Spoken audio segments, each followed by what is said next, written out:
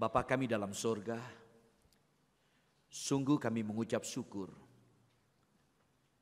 atas kebaikan, penyertaan, perlindungan yang sudah Kau berikan sepanjang tahun 2014. Ada begitu banyak isu, bahkan prediksi yang bisa membuat kami lemah. Namun ketika kami memuji Engkau Tuhan, mendengarkan firman-Mu, Engkau tidak pernah meninggalkan kami sebagai ciptaan-Mu. Engkau memelihara dan menjaga kami. Kami begitu yakin bahwa pengalaman kami di tahun 2014 menjadi pengalaman yang lebih baik dan lebih indah lagi. Karena Engkau ada beserta dengan kami. Terima kasih ya Allah. Terima kasih buat kesempatan kami untuk datang kepadamu di awal tahun yang baru ini. Kami mengucap syukur.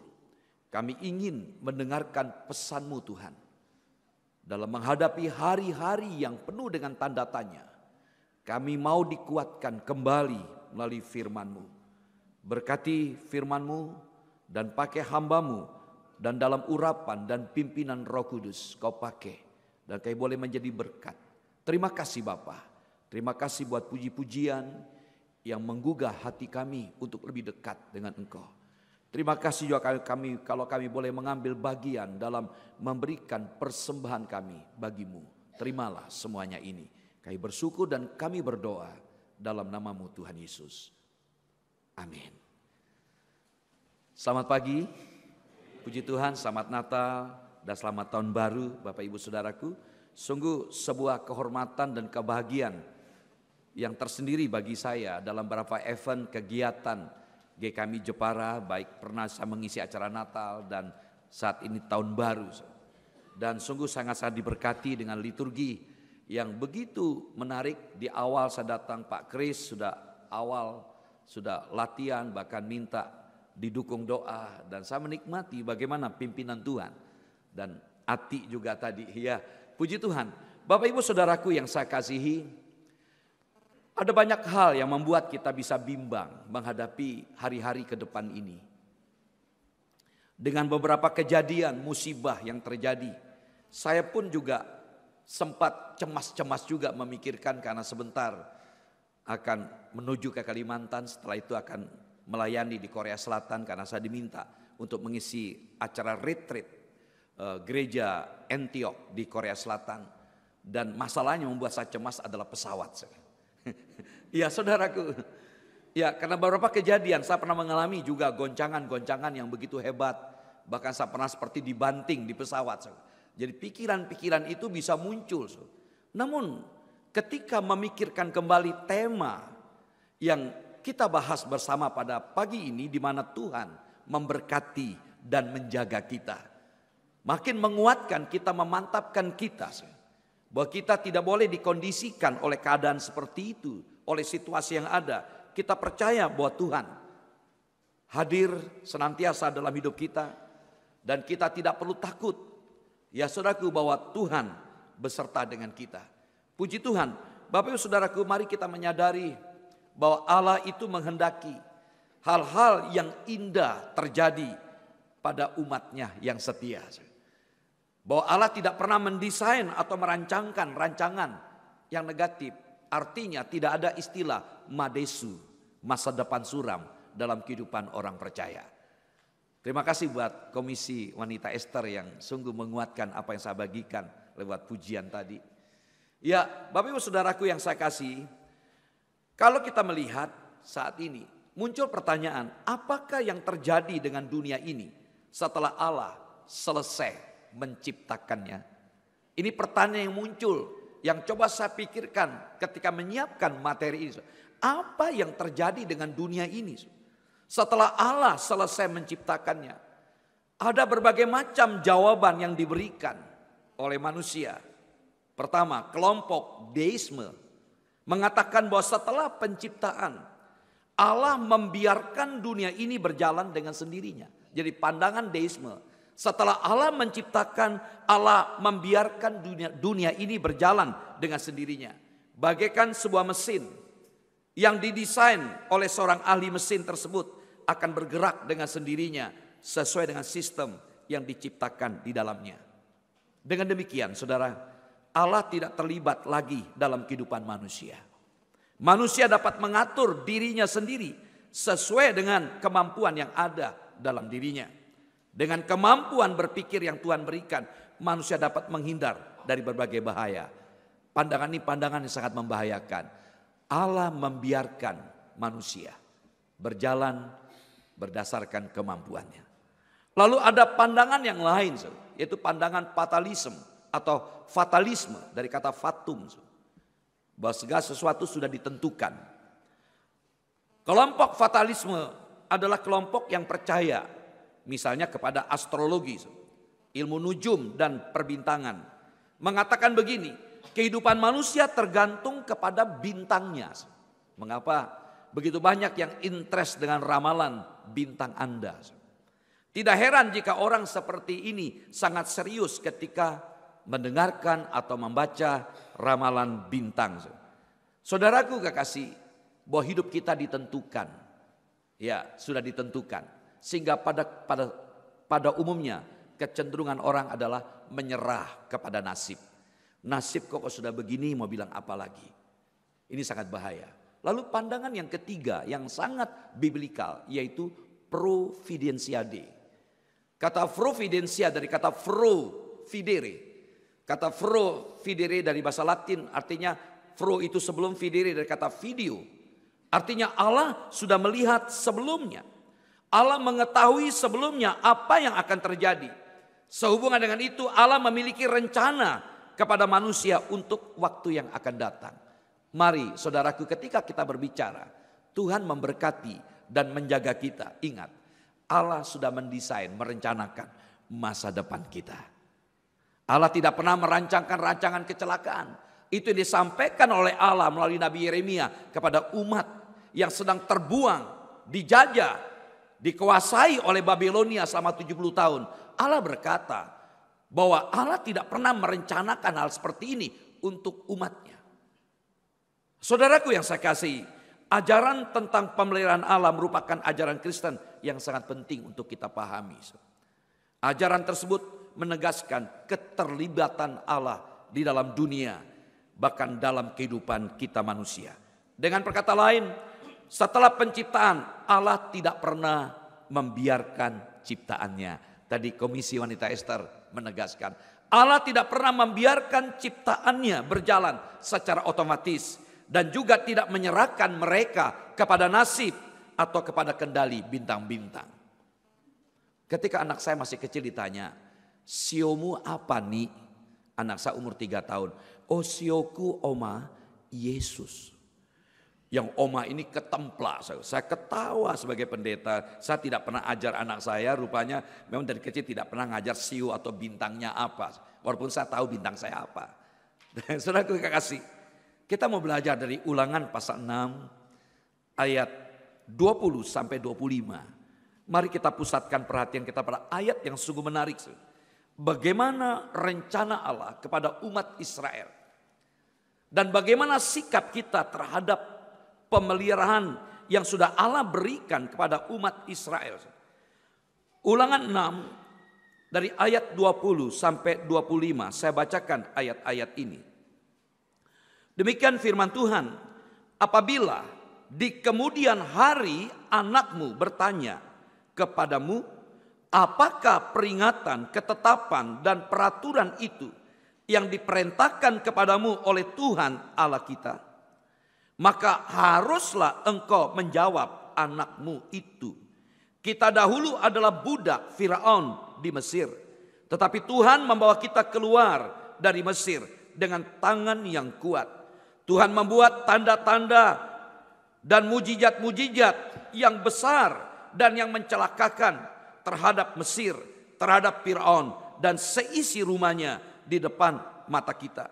Tetapi kita dibawanya keluar dari sana supaya kita dapat dibawanya masuk untuk memberikan kepada kita negeri yang telah dijanjikannya dengan sumpah kepada nenek moyang kita. Tuhan Allah kita memerintahkan kepada kita untuk melakukan segala ketetapan itu dan untuk takut akan Tuhan Allah kita supaya senantiasa baik keadaan kita, dan supaya Ia membiarkan kita hidup seperti sekarang ini. Dan kita akan menjadi benar apabila kita melakukan segenap perintah itu dengan setia di hadapan Tuhan Allah kita, seperti yang diperintahkannya kepada kita. Amin. Berbagai yang membaca, mendengarkan, memelihara serta melakukan firman Tuhan. Puji Tuhan, Bapak Ibu Saudaraku, kita melihat dalam bagian ini. Kita melihat bagaimana orang tua dari bangsa Israel memiliki tanggung jawab yang besar dalam proses pendidikan agama bagi anak-anak mereka. Itu diungkapkan dalam ayat 20-21. Mereka harus mengajarkan kepada anak-anak bagaimana cara Allah menyatakan dirinya kepada umat Israel dan apakah yang diperintahkannya bagi mereka. Ini pendidikan yang luar biasa. Begitu banyak keluarga mengabaikan prinsip yang diajarkan oleh umat Israel. Saya bersyukur tema PGI dan KWI dalam Natal bahwa tentang keluarga. Bagaimana berjumpa dengan Allah dalam keluarga. Sepertinya keluarga sudah diabaikan. Begitu banyak orang sibuk dengan segala kepentingannya. Kita lupa bahwa keluarga adalah unit yang paling kecil yang menentukan keberadaan masyarakat, bangsa, negara. Ketika kita mulai mengabaikan keluarga, maka fatal. Maka jangan kaget bahwa begitu banyak kekacauan terjadi. Narkoba salah satu strategi untuk menghancurkan keluarga. Keluarga banyak dikacaukan oleh karena narkoba. Mengapa gereja harus juga proaktif dalam hal ini? Jangan sampai anggota jemaat menggunakan narkoba. Saudaraku yang saya kasihi, bapak-bapak, ibu-ibu, orang tua Israel mengajar anak mereka untuk mengingatkan kembali bagaimana Tuhan menyatakan dirinya dan Tuhan memimpin mereka. Saudara, anak-anak Israel harus memahami bahwa melalui sejarah bangsa mereka, Tuhan menyatakan diri kepada mereka. Pertama kita tadi membaca dalam ayat 21. Mereka ada dalam kungkungan, dalam jajahan tekanan dari Mesir. Dan mereka memiliki pengalaman bersama dengan Tuhan di saat Tuhan membebaskan mereka dari tekanan rejim dari Fir'aun waktu itu. Jadi orang tua mengingatkan anak-anak mereka bahwa Allah membebaskan mereka dari tekanan penjajahan dari Fir'aun. Yang kedua, dalam ayat 22 kita membaca bagaimana orang tua mengingatkan kepada anak-anaknya bagaimana Allah menyatakan penghakimannya kepada Fir'aun, kepada rakyat Mesir. Saudaraku, lalu yang ketiga dalam ayat 23, mereka menerima janji serta rencana Allah dengan memiliki negeri yang sudah dijanjikan, tanah Kanaan. Saudaraku, pemahaman ini perlu ada dalam diri kita. Sebagaimana orang tua Israel mengingatkan anaknya bagaimana Allah membebaskan mereka dari penjajahan. Allah membebaskan mereka dari tawanan, tekanan dari pemerintahan Fir'aun di Mesir. Dan Allah melindungi mereka dari segala upaya jeratan-jeratan dari Fir'aun. Bahkan mereka dituntun menuju pada negeri yang dijanjikan, tanah Kanaan. Pemikiran ini perlu ada dalam diri kita. Siapa kita sesungguhnya? Kita adalah manusia-manusia yang sebenarnya tidak pantas untuk dianugerahi oleh Allah. Kita tidak jauh beda dari umat Israel. Bahwa kita dulu tanpa Allah. Alkitab katakan semua manusia telah berbuat dosa. Bahwa semua manusia telah kehilangan kemuliaan Allah. Ada jurang pemisah, ada gap. Membuat manusia tidak dapat menggapai sorga. Manusia tidak dapat datang kepada Allah karena dosa, karena pelanggaran. Yesaya 59 ayat kedua. Bahkan ketika manusia berupaya untuk datang kepada Allah dengan segala upaya kerohaniannya, segala upaya keagamaannya, Yesaya berkata dalam Yesaya 64 ayat ke-6, segala kesalehan manusia di hadapan Allah seperti kain kotor adanya. Implikasinya apa? Apapun upaya manusia untuk datang kepada Allah sia-sia. Segala keyakinan yang dibangun, agama yang dibangun, segala perbuatan amal sedekah manusia tidak ada artinya apa-apa. Karena manusia tidak akan mampu datang pada Allah karena dosa. Bersyukur Yesus datang menggantikan posisi kita menjadi substitusi. Tanpa adanya Allah yang datang ke dunia tidak akan ada penebusan. Satu-satunya bayi yang lahirkan dalam kondisi kudus adalah Yesus. Karena Yesus bukan dilahirkan dari hubungan suami istri. Karena Ibu Maria hanya sebagai alat dipinjam rahimnya. Perlu lahir anak yang kudus. Dan anak yang kudus ini ditetapkan untuk menjadi pengganti saudara dan saya. Sebenarnya saudara dan saya yang layak dihukum. Namun dibatalkan. Yesus menggantikan. Alkitab katakan dia yang tidak berbuat dosa dibuat berdosa oleh karena saudara dan saya. Yesus lakukan itu. Di awal tahun ini mari kita ingat. Ingat penebusan. Ingat karya keselamatan Allah. Ini membuat kita bersyukur. Mengapa kata anugerah begitu dalam? Baik kata Ibrani ken maupun kata charis. Satu kata menganut kata yang sangat dalam. Bukan sekedar pemberian. Sebuah pemberian yang mendatangkan sukacita dan menjamin kepuasan. Kalau kita menyadari makna kata anugerah. Mengapa situasi dan kondisi tidak akan pernah membuat kita lemah. Walaupun mungkin hari ini kita mengalami tekanan mungkin. Ada sakit penyakit. Kita tetap bersuka cita. Karena Allah itu baik kepada saudara dan saya. Saudaraku, kesempatan yang indah ini kita mau belajar. Bagaimana kebaikan Tuhan. Tuhan menjaga. Tuhan memberkati kita sebagai anak-anaknya. Dulu tanda petik kita dianggap. Tanpa Allah kita adalah WNI. Minta maaf. Ini anekdot saja. WNI warga negara iblis. Namun oleh karena keyakinan kita kepada Yesus. Kita jadikan Yesus sebagai Tuhan.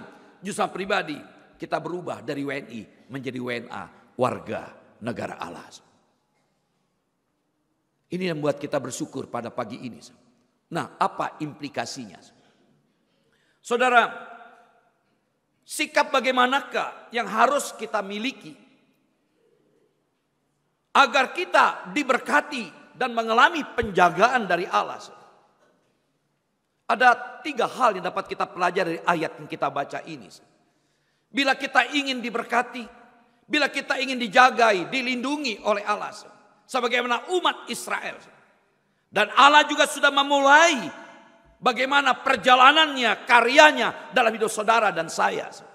Sekarang apa aplikasinya dan sikap bagaimana yang harus kita miliki agar kita tetap terus mengalami berkat Tuhan, mengalami perlindungan Tuhan. Saudaraku, pertama, taat kepada perintah Allah. Taat kepada perintah Allah.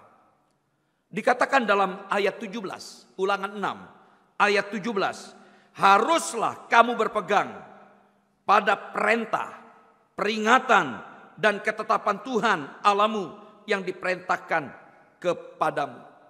Ayat 25. Dan kita akan menjadi benar apabila kita melakukan segenap perintah itu dengan setia di hadapan Tuhan Allah kita. Seperti yang diperintahkannya kepada kita. Rahasia diberkati Tuhan. Mengalami penjagaan dari Allah. Taatlah kepada Allah. Kata taat dibalik tetap taat. Ini poin yang penting. Bersungguh-sungguh menjaga dan berpegang kepada perintah Allah. Karena melalui Allah yang akan memelihara kita. Itu dikatakan dalam ayat tadi. Saudaraku, hal ini mengajarkan betapa pentingnya mentaati perintah Allah. Harus diiringi dengan penekanan, tentu dengan tentang kasih Allah. Jadi kalau kita menyadari bahwa kasih Allah yang begitu luar biasa kepada kita, kasih Allah akan memampukan kita untuk taat. Yesus menjadi contoh yang baik. Dia sang pencipta yang memiliki kemuliaan, kebesaran, kehormatan. Dalam Filipi 2 ayat 6, yang walaupun dalam rupa Allah, dia tidak menganggap kesetaraan dengan Allah. Dan dia telah mengosongkan dirinya. Keberadaannya, hakikatnya, beingnya. Kata dalam dari kata huparkon, ditulis dalam bentuk seraku tensis yang menarik. Keberadaan terus menerus. Dia yang adalah Allah. Waktu datang tetap Allah. Namun dia tidak mempertahankan kealahannya. Bahkan dia mengosongkan dirinya, membuat dirinya bukan apa-apa, nothing. Dia buat dirinya tanpa reputasi. Dia Allah. Segala atribut dia tanggalkan semuanya itu.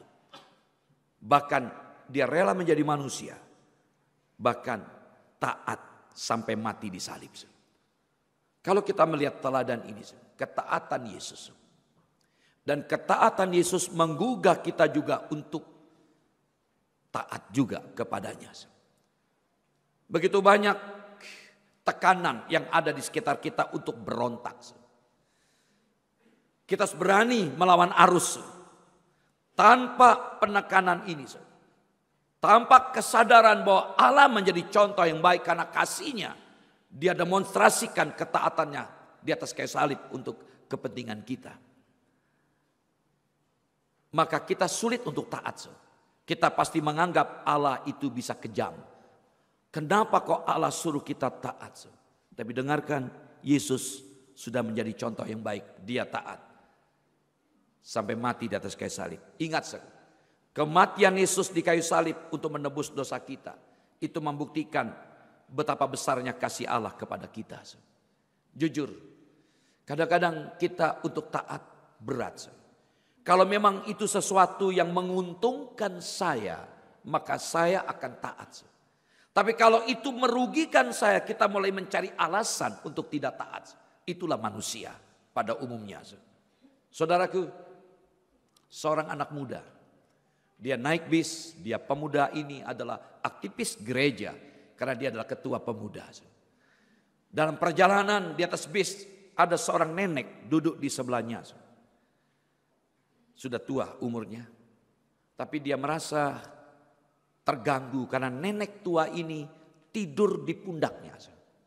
Sebagai laki-laki yang cinta Tuhan, katanya, tidak layaklah kalau seorang wanita walaupun umur tidur di pundaknya. Lalu dia berdoa, "Bapa, lalukan aku dari pencobaan." Sang nenek terbangun juga karena doa yang kencang, dia tengking segala. Lalu kemudian di sebuah terminal naiklah penumpang-penumpang, sang nenek turun.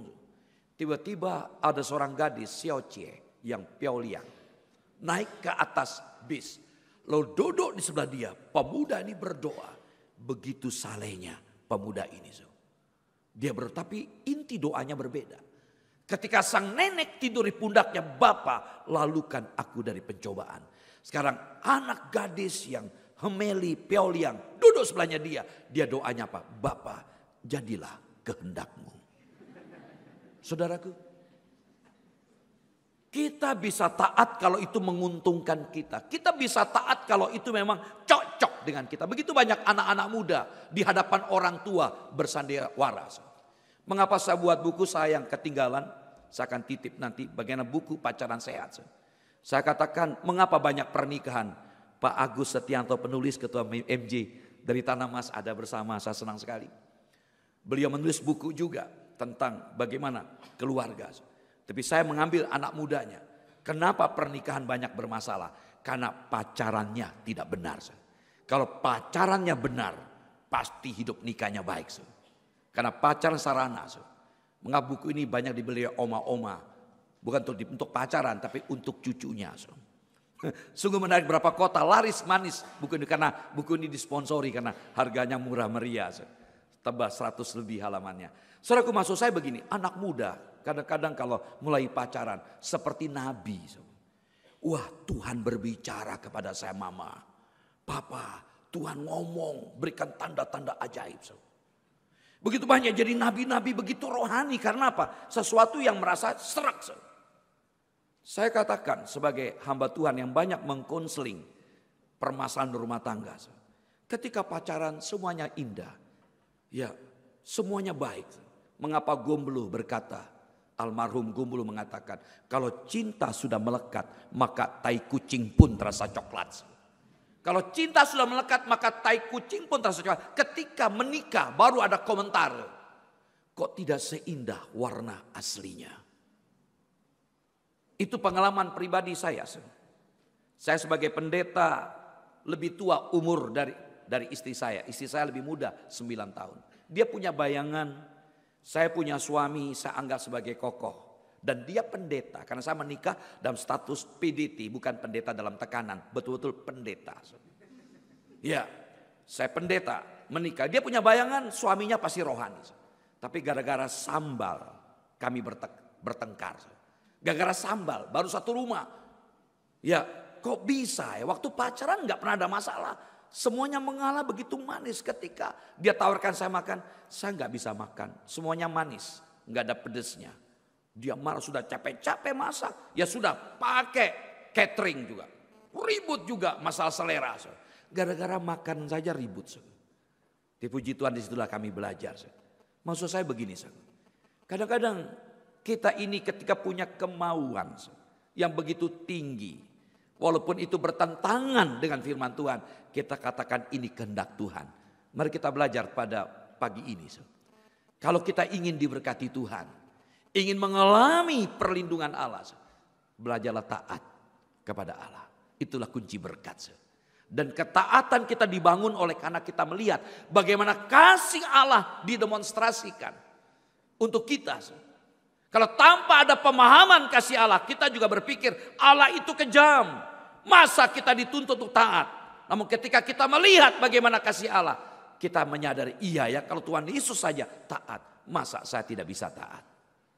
Poin yang kedua, takut kepada Tuhan. Dalam ayat 24, saya bacakan ayat ini. Ulangan 6:24, Tuhan Allah kita memerintahkan kepada kita untuk melakukan segala ketetapan itu. Dan untuk takut akan Tuhan Allah kita. Supaya senantiasa baik keadaan kita. Dan supaya Ia membiarkan kita hidup seperti sekarang ini. Hati yang takut akan Tuhan harus selalu ada seumur hidup kita.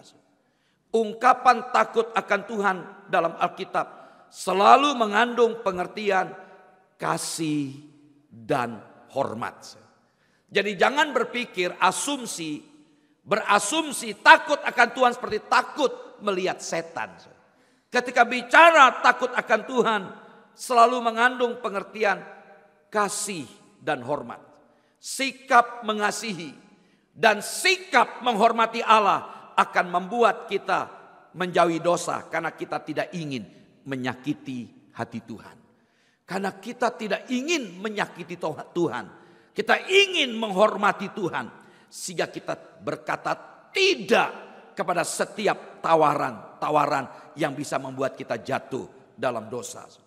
Hati yang takut akan Allah tidak muncul begitu saja. Tapi merupakan hasil pengenalan kita terhadap Allah yang terus bertambah dari hari ke hari. Mengapa saya berani berkata? Kenapa seringkali kita gagal dalam mengungkapkan rasa hormat, respek kita kepada Allah. Karena kita tidak kenal siapa Allah kita. Karena itu janganlah kita menjauh dari Tuhan. Dekati Tuhan. Maka saya berani berkata, orang yang dekat dengan Tuhan, maka dia akan mengenal Tuhan. Kita tidak akan mungkin mengenal seseorang kalau kita memiliki jarak yang jauh. Saya kenal Bapak Daniel di sini. Sampai beliau katakan, Pak Henok pendetanya eklesia. Itu cuma sendaguro karena kami sangat dekat dengan eklesia. Saya ngerti beliau, selera beliau ketika kami makan. Karena cukup lama mengenal beliau.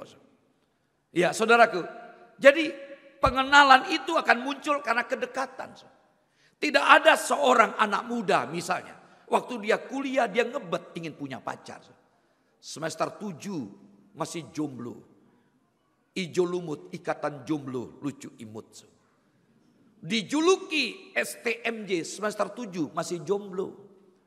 Setelah diwisuda belum punya noni. Dikatakan SLJJ sudah lulus jomblo juga. Karena sudah kebelet, sudah umur dikata-katain. Wah, ya paling susah ya, saya pernah merasakan itu, mungkin Pak Musa juga ngalami. Dan saya alami juga, ya saya alami seperti Pak Musa ngalami. Karena istri saya temannya Pak Musa. Ya teman sekolah maksud saya. Saya ngalami itu ketika ada pernikahan. Kapan? Saking stresnya saya nyanyi. Kapan? Minder saya. Sudah umur, karena saya menikah, Cevennya umur 37. Sehingga saya digelari teman-teman DRS Joko Rodosui. Itu pengalaman. Jadi misalnya kalau kita sudah dikatakan jomblo, sudah berumur. Lalu karena didesak oleh situasi orang tua, ayo cepat. Lalu kita jalan-jalan ya di pasar Jepara. Lalu ada noni-noni belanja. Disuruh oleh orang tuanya. Lalu kita katakan, Dek, maukah kita menikah? Saya yakin perempuan itu berkata, cowok sinting. Tidak akan mungkin, paling tidak ketika ada interest. Karena jatuh cinta harus melewati 3 tahap. Pertama passion, ada rasa gairah, ketertarikan. Yang kedua intimacy, ingin dekat, keintiman. Baru yang ketiga decision and commitment. Ngambil keputusan dan komitmen untuk berkata I love you too. Bukan I love you, besok I lupa you. Nah, pasti kita kenal seseorang. Kenal mbak, bukan kenal. Terus pin BB-nya apa? Boleh enggak ke rumah? Kita mulai wakuncar. Kalau lama-lama cocok ya. Terus kita ambil keputusan menikah. Demikian juga dengan Tuhan. Kenapa seringkali kita gagal untuk takut akan Tuhan? Karena kita tidak mengasihi dan tidak menghormati Dia. Kenapa bisa begitu? Karena kita tidak kenal. Tidak ada hubungan. Mengapa? Hati-hati dengan jebakan. Jangan puas dengan atribut. Karena saya sudah disidi. Karena saya sudah dibaptis. Sudah cukup. Tidak. Kekristenan itu life. Kehidupan. Ada hubungan. Ada relasi yang kita bangun dengan Allah. Pengalaman. Sebenarnya saya malu. Saya ceritakan kepada Bapak Ibu. Tapi ini fakta pengalaman pribadi. Ketika di Singkawang. Di Singkawang terkenal 70% Chinese. Dan banyak noni-noninya yang cakep-cakep. Dan bahkan banyak cerita tentang Singkawang. Mereka kawin kontrak dengan orang Taiwan. Jadi agak berani. Tapi bukan negatif. Ya. Saya ngambil sisi-sisi tertentu. Nah, suatu hari ketika masuk di hotel dengan tim mission trip kami ada 5 orang. Dan kami semua minta dari petugas hotel, adakah bed? Ada 3 bed. Sehingga tidak butuh 3 kamar, hanya 2 kamar begitu. Dikatakan tidak ada, terpaksa pakai 3 kamar. Teman berdua saya sendirian. Kami masuk hotel jam 12 malam. Lalu kami pesan karena tidak ada sempat lagi untuk mandi. Karena kami minta untuk servis panggilan, tolong bangunkan kami jam 5. Karena pagi akan masuk pergi ke pedalaman, ke Bengkayang, berapa daerah lagi. Nah saudaraku, lalu lagi menikmati tidur yang enak. Tiba-tiba kamar saya digedor. Kok cepat banget ya jam 5. Lalu memang saya tidak memakai arloji. Saya lihat HP saya punya jam. Kok jam 3. Ketika buka pintu. Siocie di depan pintu. Ada yang bisa dibantu Pak? Saya marah. Pertama saya terganggu tidur saya. Yang kedua memang saya tidak suka begituan. Karena saya pendeta juga, saya marah. Hei, saya pendeta, saya banting pintu. Saya marah. Terus ketika saya diam diri, saya gak bisa tidur. Kalau kamu gak mau, jangan marah dong. Kalau kamu gak mau, Nggak usah sebut dirimu pendeta. Jangan sok rohani kamu. Suara itu saya diserang. Kamu sok rohani. Bawa nama pendeta. Lalu suara apa yang paling bijak? Panggil dia. Minta maaf dengan dia. Dan toh teman-temanmu lagi tidur nyenyak. Istrimu tidak tahu juga. Ajak dia. Apa salahnya? Suara saya pendeta. Rupanya saya Victor. Pikiran kotor bisa muncul juga. Itu fakta. Saudara tahu. Untuk mengalahkan gangguan pikiran itu. Panggil dia. Minta maaf. Dan ujungnya Bapak Ibu sudah tahu sendiri. Saya selesaikan di bawah kaki Tuhan, saya berdoa. Saya tidak tidur. Mengapa? Martin Luther berkata begini. Kita, bahkan Watchman ini juga berkata. Kita tidak bisa menghindar burung-burung yang berterbangan di atas kepala kita. Tapi kita bisa mengusir burung itu ketika bersarang di atas kepala kita. Artinya kadang-kadang pikiran-pikiran, tanda petik, SMS, selingkuh makin semarak. Pikiran-pikiran yang namanya apa saudaraku? SARS, selingkuh antar rekan sekerja. Di Manado saya pernah digodain oleh majelis Gemim. Ketika KKR di Gemim di Manado. Pak Pendeta, kalau di Manado jangan gunakan ATM BII. Kebetulan saya tidak gunakan rekening BII. Saya katakan, Pak tapi ini bukan masalah bank Pak. BII, maaf Bapak Ibu ini mimbar kudus ya. Jangan disebar-sebarkan BII ini. Berselingkuh itu indah. Lalu belakangnya ya ATM-nya apa? Asal tidak mengandung. Maaf. Itu keprihatinan untuk kota Manado. Mari kita mau belajar. Segala hal yang negatif ini bisa kita tepis. Kalau kita kenal Tuhan. Ingat. Kalau kita kenal keberadaan Allah, itu adalah Allah yang omnipresent, omniscient. Dia ada Tuhan yang maha hadir dan maha tahu. Orang lain mungkin tidak tahu karena kita pandai bersembunyi. Tapi ingat, mata Allah menjelajah, dia melihat segala perbuatan kita. Kalau kita sadar hal ini, maka kita sangat dibantu. Dan ingat, rahasia berkat dan perlindungan Tuhan. Pertama tadi apa? Taat pada perintah Tuhan. Kedua, takut kepada Tuhan. Yang ketiga, yang terakhir. Yang terakhir, lakukan apa yang benar dan baik di mata Tuhan. Lakukan apa yang benar dan baik di mata Tuhan. Saya bacakan dalam ayat 18, Ulangan 6 ayat 18. Haruslah engkau melakukan apa yang benar dan baik di mata Tuhan, supaya baik keadaanmu dan engkau memasuki dan menduduki negeri yang baik yang dijanjikan Tuhan dengan sumpah kepada nenek moyangmu, dengan mengusir semua musuhmu dari hadapanmu seperti yang diperintahkan Tuhan. Lakukan apa yang benar dan yang baik. Jadi bila kita ingin diberkati dan dilindungi, pertama taat kepada Tuhan. Yang kedua, takut pada Tuhan. Yang ketiga, lakukanlah yang benar. Saudaraku, bagaimana caranya? Bagaimana cara kita bisa melakukan yang benar? Sederhana. Ingatlah kebaikan Tuhan. Sudah diungkapkan tadi dalam ayat 20 sampai 22. Bagaimana umat Israel, saudaraku, yang terus menceritakan pada anak cucu mereka bagaimana Allah Yahweh melepaskan mereka dari Mesir. Mengingat perbuatan Tuhan di masa lampau serta menjalani firman-Nya merupakan hal-hal yang mendasar bagi kita kini juga. Jadi kalau kita ingat bahwa Tuhan sudah pernah mati untuk saudara dan saya. Kita ingat bahwa Tuhan lakukan yang terbaik bagi kita. Saya begitu yakin pemahaman, pengenalan akan ini akan membantu kita juga untuk melakukan apa yang benar.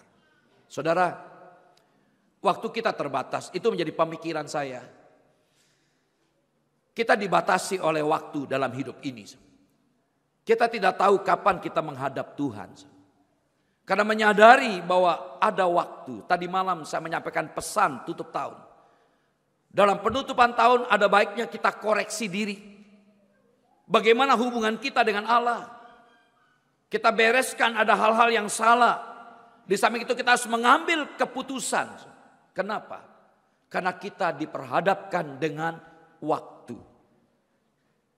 Paulus kepada jemaat Korintus, 1 Korintus 7:29, waktunya singkat.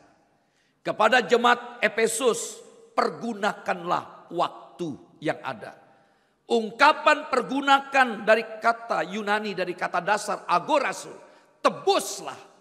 Dan kata waktu itu adalah kata yang menunjukkan momentum atau kesempatan dari kata kairos. Karena kata kairos punya pangkal dan punya ujung. Dan tidak kembali dan terus berjalan. Ada pangkal dan ada ujung. Tidak punya titik temu. Kalau kronos ada waktu titik temu. Pagi, siang, sore, malam, pagi. Waktu yang berputar. Tapi kairos tidak. Ingat, kesempatan itu mahal. Dalam tradisi China ada dewa waktu. Memiliki jambul, rambut di depan panjang. Di belakang gundul, pelontos. Ketika kita tahu dewa waktu lewat, kita siaga. Ketika dia lewat, kita jambak rambut depan. Kalau terlambat menjambak, pegang yang di belakang, pasti lolos. Itulah makna waktu. Kesempatan itu bisa berlalu. Mengapa para pebisnis berkata waktu itu adalah uang? Waktu itu mahal. Menyadari bahwa kita punya kesempatan itu terbatas. Mari lakukan yang benar. Ini rahasia berkat Tuhan. Jangan lagi ada niat-niat atau rekayasa-rekayasa yang jelek. Mungkin kita diperlakukan tidak baik oleh seseorang. Dan kita sudah tidak tahan oleh karena perbuatan-perbuatan itu. Saya masih ingat di gereja ini. Saya bagikan bagian pengalaman seorang ibu dengan suami yang bertengkar. Karena sang suami mau hidup benar. Ingin bangun relasi yang sehat dengan pasangan hidupnya. Dia tidak mau terpancing. Si wanita ini di sini enggak. Wanita ini dalam ceritanya ngomel karena punya karunia A sampai Z. Sang suami menyadari wah kalau diteruskan enggak enak. Sementara anak-anak mendengar keributannya. Sang suami berkata, "Ma, kalau mama mau ribut dengan papa, yuk dalam kamar saja." Karena kamarnya sudah punya kedap suara. Masuk kamar, sang suami pegang pundak istrinya. Sang istri marah, tangkis tangan, apa-apaan? Mama tidak butuh kemesraan. Sang suami kata, "Ma, tidak ada mesra-mesraan, Ma. Yuk kita doa." Istrinya nurut doa. Doa suaminya sederhana, lugu. Doanya apa? "Tuhan, tiba saatnya kami akan marah-memarah. Tuhan, urapi kemarahan kami Tuhan. Dalam nama Yesus, amin." Yuk mah, silakan mama marahin papa. Enggak sido, enggak usah. Kenapa? Tadi mama marah-marah. Enggak enak dengan Tuhan Yesus. Rupanya doa itu meredam kemarahan. Ringkas cerita, berangkatlah mereka naik mobil. Dalam perjalanan menuju ke sebuah desa. Tiba-tiba ada kerbau, sekelompok kerbau menghalangi mobil mereka. Ya saudaraku, padahal kurang 5 menit acara mau dimulai. Lalu apa yang terjadi? Sang istri jengkel, mau meluapkan kemarahannya. Enggak enak, sudah didoakan. Lalu bagaimana? Itulah wanita ya, cepat. Bukan wanita di sini ya, saya percaya dan yakin sini ibu-ibu baik-baik semuanya. Pada umumnya wanita, cepat memaafkan tapi sulit untuk melupakan. Kalau suami punya kesalahan diungkit-ungkit yang 30 tahun, 50 tahun diungkit-ungkit. Ingat, memang wanita dalam hal memori masa lalu sangat kuat. Saya merasakan itu kalau berulang tahun, enggak usah dikasih tahu. Saya bangun pagi, istri saya bilang apa? "Selamat ulang tahun." Kalau dia pernah satu saat, saya baru ingat ketika mau doa malam tidur. "Kamu hari ini ulang tahun ya?" "Wis kelewat." Dia ngomel. Nah memang itu kelemahan pria. Pria itu punya keunikan hanya global garis besar. Wanita sangat detail. Mengapa kalau belanja dengan istri, pria butuh kesabaran. Kau beli susu, tidak cukup satu merek. Dia akan keliling semua merek sambil kalkulator jalan. Mana yang murah. Kalau laki-laki enggak, beli satu ya sudah. Nah itu pengalaman saya. Lalu kembali pada konteksnya. Wanita ini jengkel dengan suaminya. Lalu dia bilang apa? "Pak, delooh pak, lihat pak, apa ma? Iku lho pak." Dia tunjuk kerbau, "Iku lho pak." "Ya tahu itu kerbau." "Ya pak, iku sedulurmu. Itu keluargamu pak." Wah, Bapak Presiden kita sempat marah ya ketika di demo ada tulisan 3 huruf di kerbau. Dan Bapak ini sudah berubah karena ikut main scam. Lalu Bapak ini berkata apa? "Benar Bu, itu keluargaku, itu sedulurku. Tapi itu juga ipar-iparmu loh ma." Saudaraku, mari kita belajar. Kadang-kadang kita disakiti. Kadang-kadang kita diperlakukan tidak enak, dikata-katain. Seorang ibu berkata pada saya, "Pak Henok, ibu itu kata-katanya begitu menyakitkan hati saya." "Kenapa? Kenapa tante?" Ini orang tua. "Omongannya nyelekit." "Sudahlah tante, sudahlah enggak usah peduli, memang yang satu itu seringkali bikin masalah. Tapi Nip," orang tua panggil saya Nip, "omongannya bikin sakit hati. Muka tante taruh di mana?" "Tante, muka tante tetap ada di sini, nggak pindah-pindah." Kadang-kadang kita enggak tahan disakiti. Dalam gereja kadang-kadang kita juga mengalami gesekan-gesekan. Ya ada cekcok, tapi ingat cekcok itu untuk cocok. Dalam rumah tangga juga demikian. Nah, saudaraku yang saya kasih, mari kita belajar ya. Jangan ada niat-niat yang jelek. Di tahun yang baru ini marilah kita berpikir positif. Ketika ada sesuatu yang tidak enak dari orang lain, mari kita lakukan yang baik. Tuhan katakan apa? Balaslah kejahatan dengan kebaikan. Jangan balaskan kejahatan dengan kejahatan. Rahasia berkat Tuhan, lakukan yang benar, bukan yang jahat. Kalau toh kita diperlakukan dia baik, mungkin dilecehkan, sabar. Tuhan tahu. Ada bahasa Inggris campur bahasa Jawa. You nyek me but I am kroso. Kamu mengejek aku, cukup tak rasakan saja deh. Gak usah dilampiaskan yang lain. Ya, you nyek me but I am kroso. Cukup tak rasakan aja dah. Puji Tuhan. Berbahagia yang dinyek karena akan ditinggikan. Saudaraku, mari dengan demikian iman kita kepada Tuhan akan terus terpelihara. Dan kita akan alami berkat Tuhan di tahun 2015. Tuhan menyatakan berkat dan perlindungannya. Taat, takut pada Tuhan dan hidup benar. Tuhan memberkati, mari kita datang kepada Allah. Kita berdoa. Terima kasih Tuhan Yesus buat firman-Mu. Kami rindu pengalaman yang dialami oleh umat-Mu. Di mana Engkau memelihara, bahkan Engkau melindungi, bahkan Engkau menuntun kepada janji berkat tanah Kanaan.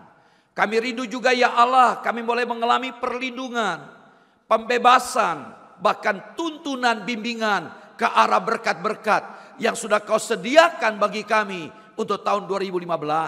Tolong kami Bapa untuk bisa menangkap pesan, untuk meraih berkat dan perlindungan dari-Mu. Beri pada kami kemampuan untuk taat. Beri pada kami kemampuan untuk takut, hormat kepadamu. Beri kemampuan pada kami untuk hidup benar, bertindak benar. Terima kasih Bapa. Meteraikanlah firman-Mu ini. Biar kami boleh mengalami apa yang sudah Kau pesankan untuk kami. Kami bersyukur dan kami berdoa dalam nama-Mu Tuhan Yesus. Amin. Tuhan memberkati. Selamat tahun baru.